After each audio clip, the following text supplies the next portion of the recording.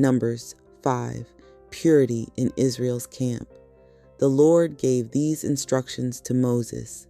Command the people of Israel to remove from the camp anyone who has a skin disease or a discharge, or who has become ceremonially unclean by touching a dead person. This command applies to men and women alike. Remove them so they will not defile the camp in which I live among them. So the Israelites did as the Lord had commanded Moses, and removed such people from the camp. Then the Lord said to Moses, "Give the following instructions to the people of Israel. If any of the people, men or women, betray the Lord by doing wrong to another person, they are guilty. They must confess their sin and make full restitution for what they have done, adding an additional 20% and returning it to the person who was wronged. But if the person who was wronged is dead, and there are no near relatives to whom restitution can be made, the payment belongs to the Lord and must be given to the priest. Those who are guilty must also bring a ram as a sacrifice, and they will be purified and made right with the Lord. All the sacred offerings that the Israelites bring to a priest will belong to him. Each priest may keep all the sacred donations that he receives." Protecting marital faithfulness. And the Lord said to Moses, "Give the following instructions to the people of Israel. Suppose a man's wife goes astray, and she is unfaithful to her husband and has sex with another man, but neither her husband nor anyone else knows about it.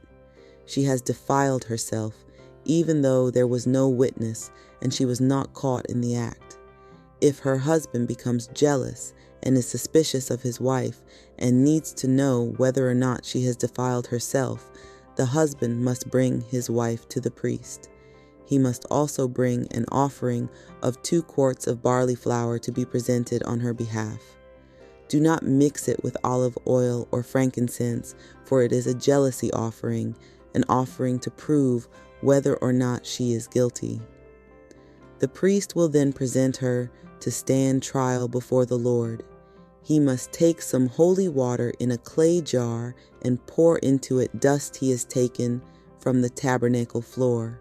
When the priest has presented the woman before the Lord, he must unbind her hair and place in her hands the offering of proof, the jealousy offering, to determine whether her husband's suspicions are justified.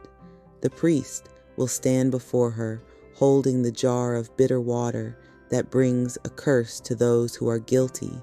The priest will then put the woman under oath and say to her, "If no other man has had sex with you, and you have not gone astray and defiled yourself while under your husband's authority, may you be immune from the effects of this bitter water that brings on the curse.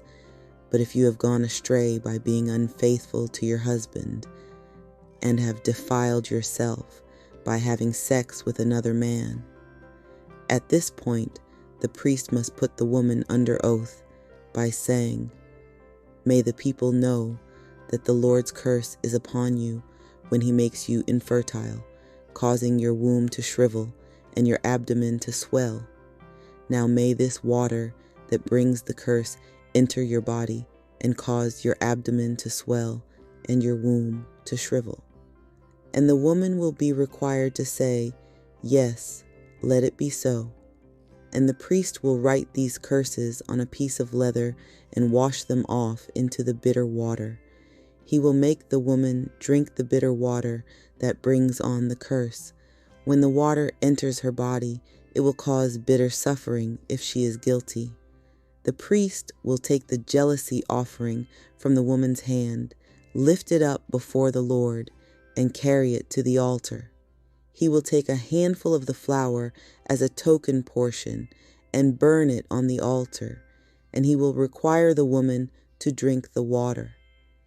If she has defiled herself by being unfaithful to her husband, the water that brings on the curse will cause bitter suffering. Her abdomen will swell and her womb will shrink, and her name will become a curse among her people. But if she has not defiled herself and is pure, then she will be unharmed and will still be able to have children.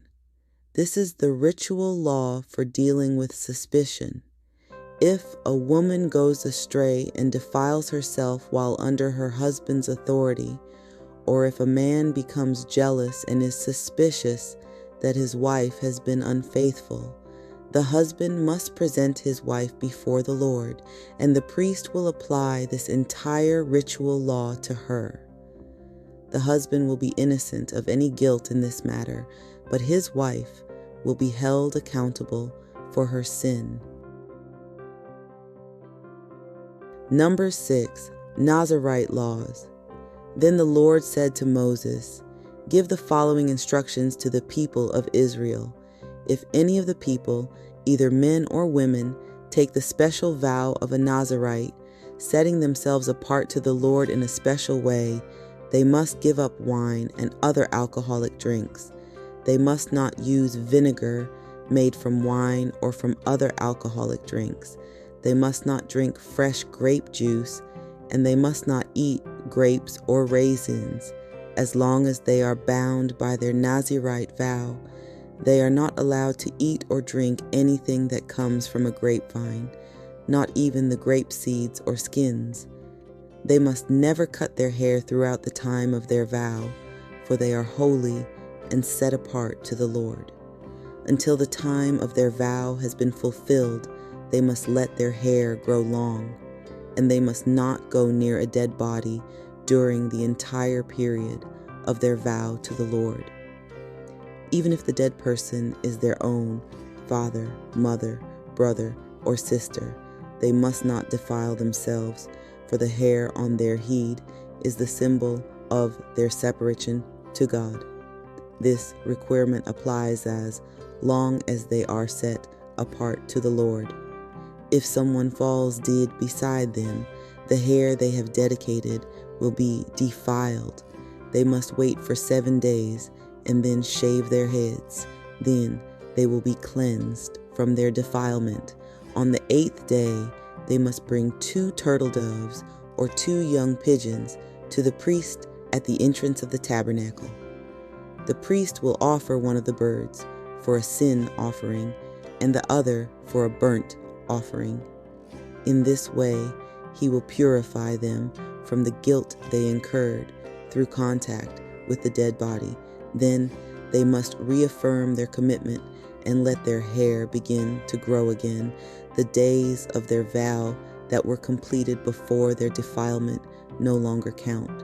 They must rededicate themselves to the Lord as a Nazirite for the full term of their vow, and each must bring a 1-year-old male lamb for a guilt offering.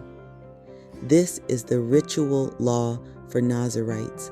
At the conclusion of their time of separation as Nazirites, they must each go to the entrance of the tabernacle and offer their sacrifices to the Lord, a 1-year-old male lamb without defect for a burnt offering, a 1-year-old female lamb without defect for a sin offering, a ram without defect for a peace offering, a basket of bread made without yeast, cakes of choice flour mixed with olive oil, and wafers spread with olive oil, along with their prescribed grain offerings and liquid offerings.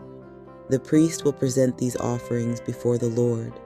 First the sin offering and the burnt offering, then the ram for a peace offering, along with the basket of bread made without yeast. The priest must also present the prescribed grain offering and liquid offering to the Lord. Then the Nazirites will shave their heads at the entrance of the tabernacle. They will take the hair that had been dedicated and place it on the fire beneath the peace offering sacrifice. After the Nazirite's head has been shaved, the priest will take for each of them the boiled shoulder of the ram, and he will take from the basket a cake and a wafer made without yeast. He will put them all into the Nazirite's hands. Then the priest will lift them up as a special offering before the Lord. These are holy portions for the priest, along with the breast of the special offering and the thigh of the sacred offering that are lifted up before the Lord. After this ceremony, the Nazirites may again drink wine. This is the ritual law of the Nazirites who vow to bring these offerings to the Lord. They may also bring additional offerings if they can afford it, and they must be careful to do whatever they vowed when they set themselves apart as Nazirites.